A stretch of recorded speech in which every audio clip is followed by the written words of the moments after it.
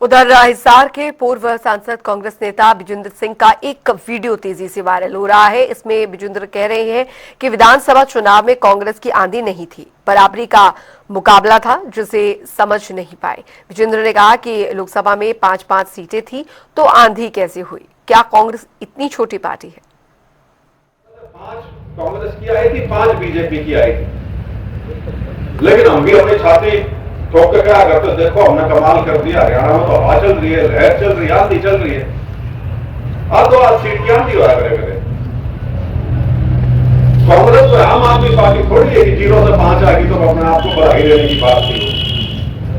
5 BJP की थी, 5 कांग्रेस की थी, और उनके अंदर असेंबलियों का भी यदि आप देखें 46-44 थी।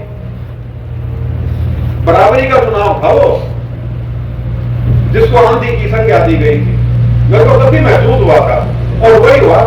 उसमें तो कम से कम उस लोकसभा वाले में तो ये था कि टिकटार्थी बहुत थोड़े होते हैं, तो सारे उन एमएलए की हसरत वाले बैठे थे, वो भी उसके अंदर मेहनत करने में लगे हुए थे। लेकिन जब तक एमएलए का चुनाव आया, वो संगठन ना होना, उसकी परतें खुलनी शुरू हो गई, क्योंकि संगठन के नाम पे पार्टी में सिर्फ नेता थे और उनके कार्यकर्ता थे, कांग्रेस ही नहीं थे। उनकी निष्ठा कांग्रेस के साथ तब तक ही थी या उतनी ही थी जितने में उनका राजनीतिक उल्लू सब सकता था। मतलब टिकट मिल जाए एमएलए, जिसको मिल गई बढ़िया, बाकी अपने दूसरे धंधों में लग गए, या तो घर बैठ के चुप हो गए, या विरोध करने लग गए, या खुले में चुनाव भी लड़े।